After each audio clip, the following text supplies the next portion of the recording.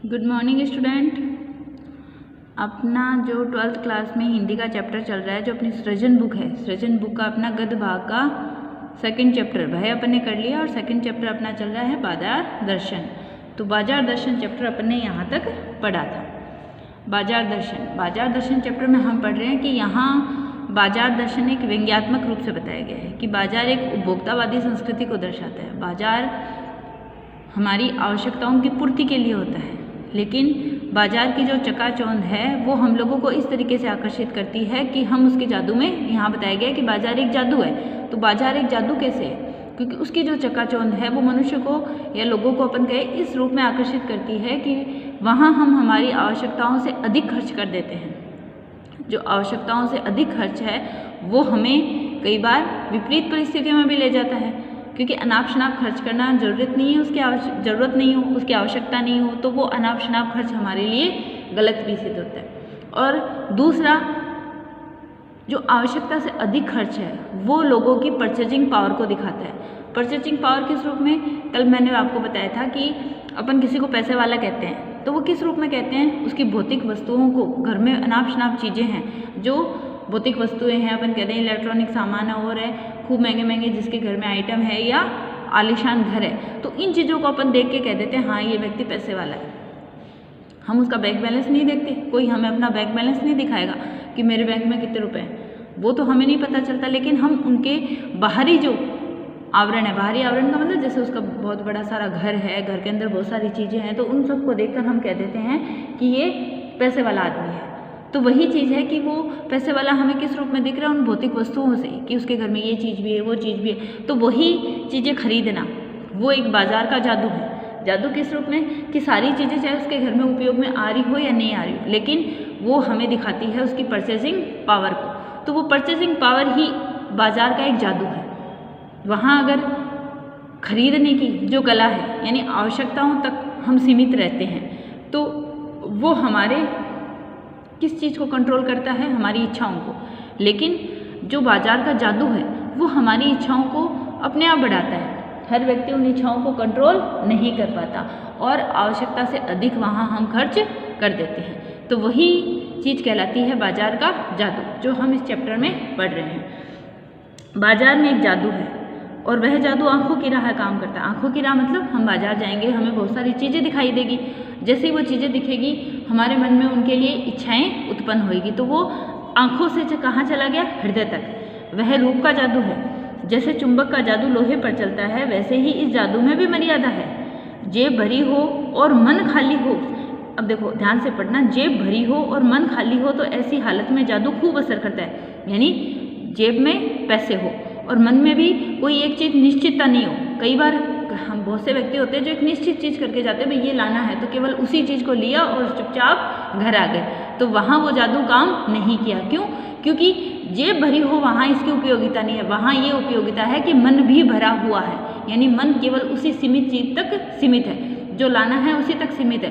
कई बार हम यूं ही चले जाते हैं, कोई बात नहीं, जो देखेंगे कुछ पसंद आएगा तो ले आएंगे, तो वहाँ वो स्थिति क्या कहलाती है? मन खाली होना। और जब मन खाली होता है तो वो जादू बहुत असर करता है। ऐसी हालत में जादू खूब असर करता है। जेब खाली पर मन भरा ना हो तो भी जादू चल जाएगा। भी जेब कोई बात नहीं है, मन में अगर इच्छाएं हैं तो कई बार बहुत से लोग पैसे सिर करके भी ले आते हैं, हाँ ये ले लिया वो ले लिया, तो वो स्थिति बहुत गलत हो जाती है, हानिकारक हो जाती है। मन खाली है तो बाजार अनेकों अनेक चीज़ों का निमंत्रण उस तक पहुंच जाएगा। कहीं हुई उस वक्त जेब भरी हो, फिर वह मन किसकी मानने वाला है? जेब भी भरा हुआ और मन खाली हो, फिर किसी की मानने वाला नहीं है। मालूम होता है ये भी ले लूँ वह भी ले लूँ, सभी सामान जरूरी और आराम को बढ़ाने वाला मालूम होता है, पर यह सब जादू का असर है। जादू की सवारी उतरी कि पता चलता है कि फैंसी चीज़ों की बहुतायत आराम में मदद नहीं देती है, बल्कि खलल ही डालती है। थोड़ी देर को स्वाभिमान को जरूर सेंक मिल जाता है, पर इससे अभिमान की गिल्टी और खुराक भी नहीं मिलती। यानी अभिमान की गिल्टी, कई बार हम थोड़ी देर के लिए तो हाँ किसी के साथ गए उसको दिखाने के लिए, हाँ ये भी लाना है वो भी लाना है, ले आए, या वहाँ पे भी हमारा मन चल गया हम ले आए, लेकिन फिर वो बाद में हमें बहुत दुख देता है कि उस समय हमने अनाप शनाप खर्चा करके पैसे खर्च कर दिए और वो आवश्यकता भी नहीं है। जकड़ रेशमी डोरी की हो तो रेशम के स्पर्श के मुलायम के कारण वह जकड़ कम होगी। जकड़ रेशमी डोरी की। रेशमी डोरी का मतलब सामान चकाचौंध जो हमारे हृदय को आराम देती है, वो हमें आराम पहुंचा रही है, सुखी मिलता है उनको देख के, हाँ ये चीज़ बहुत अच्छी है, ये भी बहुत अच्छी है। तो वो जो उस सामान की, उस चकाचौंध की जो जकड़ है वो रेशमी डोरी की तरह होती है, यानी हमें उससे कोई दुख भी नहीं होता। हम उसको ये समझ भी नहीं पाते कि हमें दर्द हो रहा है और हम उसमें फंसते चले जाते हैं। पर उस जादू की जकड़ से बचने का एक सीधा सा उपाय है, और वह यह है कि बाजार जाओ तो मन खाली नहीं हो। मन खाली हो तब बाजार न जाओ, यानी मन में कोई चीज़ लाने की निश्चितता न हो तो बाजार न जाओ। कहते हैं लू में जाना हो तो पानी पीकर जाना चाहिए, पानी भीतर हो तो लू की तपन व्यर्थ हो जाती है। कितना अच्छा उदाहरण देखो, अगर खाली पेट हम बाहर जाते हैं, पानी पी के हम बाहर जाएंगे, कहते हैं लू नहीं लगती, तो क्यों? अंदर तृप्त है, अंदर ठंडक है, तो बाहर उस लू का भी असर नहीं होगा। वैसे ही मन में भी इच्छाएं जग रही है और अगर हम बाजार जा रहे हैं तो वो बाजार का जादू हम पर इस तरह असर करेगा कि हम वहाँ से बीमार होकर लौटेंगे। बीमार होने का मतलब व्यर्थ खर्चा कर देंगे और बाद में हमें दुख होगा कि ये चीज़ तो कोई उपयोगी नहीं है। तो वही चीज़ है कि वो जादू ज़्यादा असर करेगा। मन लक्ष्य से भरा हो तो बाजार भी फैला का फैला ही रह जाता है, यानी हमें निश्चितता हो कि हमें क्या आवश्यकता है तो वो बाजार का जादू भी फैला का फैला ही रह जाता है। तब वह घाव बिल्कुल दर्द नहीं दे सकेगा बल्कि कुछ आनंद ही देगा। आनंद देगा मतलब हमारी आवश्यकता की ही पूर्ति होगी, हम अनाप शनाप नहीं खर्चेंगे। जब बाजार तुमसे कृतार्थ होगा, और बाजार को भी हम कृतार्थ करेंगे क्योंकि बाजार का कृतार्थ किस में है? आवश्यकता की पूर्ति करने में, क्योंकि तुम कुछ न कुछ सच्चा लाभ उसे दोगे और सच्चा लाभ यही है कि वो आवश्यकता की पूर्ति करे। बाजार की असली कृतार्थता है आवश्यकता के समय काम आना। ठीक है ना? यहाँ एक अंतर चिन्ह लेना होगा। अंतर चिन्ह मतलब मन में एक चीज़ को हमें ध्यान करना होगा, वो क्या है कि मन खाली नहीं रहना चाहिए, यानी मन में इच्छाएं नहीं जगनी चाहिए ज़्यादा। देखो बिल्कुल मन खाली होने का मतलब है कि बहुत ज़्यादा इच्छाएं नहीं जगनी चाहिए। आवश्यकता के अनुरूप तो इच्छाएं जरूरी है, अगर कोई आवश्यकता ही हमें नहीं होगी तो इसका मतलब तो हम साधु हो गए, क्योंकि इच्छाएं तो साधुओं की नहीं होगी जिन्होंने जीवन को त्याग दिया। जीवन को त्यागने का मतलब गृहस्थ जीवन को त्याग दिया, सांसारिक जीवन को जिन्होंने त्याग दिया उनका मन पूर्ण है।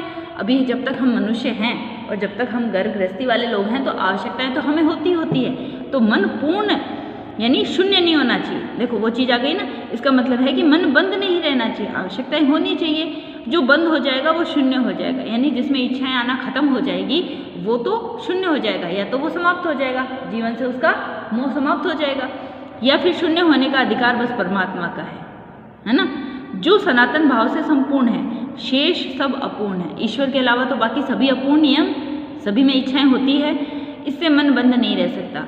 सब इच्छाओं का निरोध कर लोगे यानी रोक दोगे, यह तो झूठ है, गलत है, क्योंकि आवश्यकताएं होती रहेंगी और उन आवश्यकताओं अनुरूप इच्छाएं भी जागती रहेगी। और अगर इच्छा निरोध का एक ऐसा ही नकारात्मक अर्थ हो तो वह तप भी झूठ है। वैसे तप की राह रेगिस्तान को जाती है, मोक्ष की राह वह नहीं है।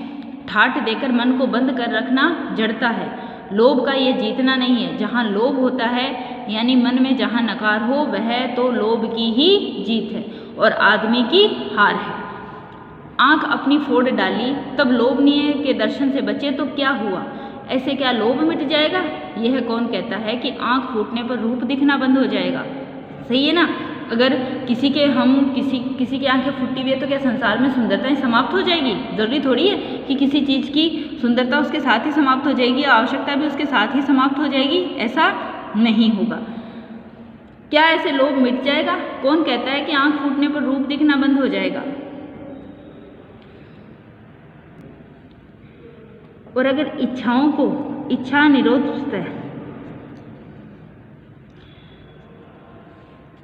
देखो ये कह रहा है कि कौन कहता है कि आंख फूटने से रूप दिखना बंद होता है? ये हम मानते हैं, है ना, कि क्या अगर किसी की आंखें नहीं हो, जैसे सूरदास जी अपन ने पढ़ा है, बहुत कुछ पढ़ा है उनके बारे में कि वो आंखों से अंधे थे, तो फिर भी मन की जो आंखें थी उनसे उन्होंने इतने सुंदर रचनाएं रची है, साकार रूप को अपने मन में स्थापित करके। तो वैसे ही ये भी है कि अगर हमारी आंखें बंद कर ले तो क्या चीज़ हमें दिखना मन से तो दिखती है, किसी की सुंदरता थोड़ी समाप्त हो जाती है किसी दूसरे की आंखें खराब होने से। क्या वे सपने चैन भंग नहीं करते? क्या आंख बंद करके हम सपने नहीं लेते? और क्या वे सपने हमारा चैन भंग नहीं करते? इससे देखो ये क्या कह रहा है, आंखें बंद करने के बाद भी हमें सपने आते हैं ना। अगर मान लो आज आप मार्केट गए, आपने कोई सुंदर चीज़ देखी, उस समय आप उसको ले नहीं पाए, कोई ड्रेस देखी या कुछ भी, उसको उस समय उसको नहीं ले पाए, लेकिन मन में आपके उसी के विचार आते रहेंगे। तो इसका मतलब आपका मन क्या है? खाली है, यानी इच्छाएं अभी भी उसमें हैं। तो वो इच्छाएं हमें चैन नहीं लेने देती। मन बंद करने डालने की कोशिश अच्छी नहीं है, वह अकारत है, यानी बिना कार्य के है। यह तो हठ वाला योग है और शायद हठ ही हठ है, योग नहीं है। इससे मन कृश भले हो जाए और पीला और अशक्त जैसे विद्वान का ज्ञान, वह मुक्त ऐसे नहीं होता। इससे वह व्यापक की जगह संकीर्ण और विराट की जगह क्षुद्र होता है। इसलिए उसका रोम रोम मूंद कर तो मन को करना नहीं चाहिए। वह मन पूर्ण कब है? हम में पूर्णता तो होती है तो परमात्मा से अभिन्न हम महाशून्य न होते। अपूर्ण हैं, इसी से हम हैं। समझ गए ना? यानी पूर्ण है, जिसके मन में कोई इच्छाएं जागृत नहीं होती, तो वो तो एक परमात्मा का ही स्वरूप हो जाएगा। यानी जिसको अपन कहे ऋषि मुनि योगी। सच्चा ज्ञान सदा इसी अपूर्णता के बोध को हम में गहरा करता है ना?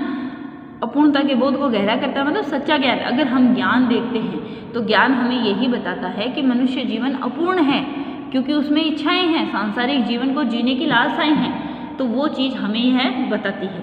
सच्चा कर्म सदा इस अपूर्णता की स्वीकृति के साथ होता है कि हम अपूर्ण हैं। कर्म करते रहना मनुष्य की पहचान है। हमने ये पढ़ा है ना कि मनुष्य जीवन है, मनुष्य है तो कर्म करते रहना पड़ेगा।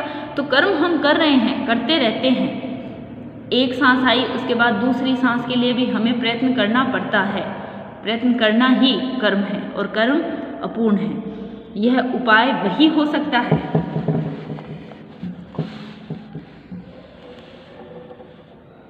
जो बलात् मन को रोकने को न कहे, जो मन को भी इसलिए सुने क्योंकि वह अप्रयोजनीय रूप में हम नहीं प्राप्त हुआ। अप्रयोजनीय रूप में हमें नहीं प्राप्त हुआ। हमें कैसे प्राप्त नहीं हुआ? क्योंकि अभी आवश्यकताएं अपूर्ण हैं, चल रही हैं। पड़ोस में एक महानुभाव रहते हैं। अब देखो क्या कह रहे हैं कि हाँ, मनमानेपन की छूट मन को न हो क्योंकि वह अखिल अंग है, खुद कुल नहीं है। मनमानेपन का मतलब किसी को भी मनमानेपन की छूट नहीं हो पाती। क्यों नहीं हो पाती? मन में 1000 चीज आती है एक साथ, तो क्या हम 1000 कर लेते हैं? कहीं ना कहीं तो मन को रोकना ही पड़ता है। तो वहाँ मनमानापन तो नहीं हो पाता, क्योंकि मन क्या है? मन तो द्रुत गति से चलता है, एक पल में यहाँ और एक पल में कहाँ। तो मन की गति तो हम पूर्ण रूप से नहीं ले सकते। पड़ोस में एक महानुभाव रहते हैं जिनको लोग भगत जी कहते हैं। चूरण बेचते हैं। यह काम करते जाने उन्हें कितने बरस हो गए, लेकिन किसी एक दिन भी चूरण से उन्होंने 6 आने पैसे से ज़्यादा नहीं कमाए। चूरण उनका आसपास सरनाम है और खुद खूब लोकप्रिय है। कहीं व्यवसाय का गुर पकड़ लेते, उस पर चलते तो आज खुशहाल क्या मालामाल हो जाते। क्या कुछ उनके पास न होता। इधर 10 वर्षों से मैं देख रहा हूँ उनका चूरण हाथों हाथ बिक जाता है, पर वह न थोक में देते हैं न व्यापारियों को बेचते हैं। देखो एक उस व्यक्ति की स्थिति बताई है जो अपने मन से पूर्ण है, यानी ज़्यादा लालची नहीं है। व्यापारियों को बेचते पेश की ऑर्डर कोई लेते नहीं है। बंदे वक्त अपनी चूरण की पेटी लेकर घर से बाहर निकलते हैं और देखते ही देखते 6 आने की कमाई हो जाती है। लोग उनका चूरण लेने को उत्सुक जो रहते हैं, चूरण से भी अधिक शायद वह भगत जी के प्रति अपनी सद्भावना को या देह को उत्सुक रहते हैं। पर 6 आने पूरे हुए नहीं कि भगत जी बाकी चूरण बालकों को मुफ्त में बांट देते हैं। कभी ऐसा नहीं हुआ कि कोई उन्हें 25वां पैसा भी दे सके। यानी जितना उनका मन, जितनी उनकी आवश्यकता है उसको पूर्ण हो जाने के बाद वो उसे और लालच में नहीं बदलते। यानी जितनी आवश्यकता है 6 आने जितने हो गए, इसके बाद जो बाकी बचा वो उसे मुफ्त में भी बांट देते हैं। कभी ऐसा नहीं हुआ कि 25वां पैसा भी कोई और दे। कभी चूरण में लापरवाही नहीं और कभी रोग होता भी मैंने उन्हें नहीं देखा, क्योंकि लालसाएं नहीं हैं, इच्छाएं संतोष है। और तो नहीं, लेकिन इतना मुझे निश्चय मालूम होता है कि इन चूरण वाले भगत जी पर बाजार का जादू नहीं चल सकता।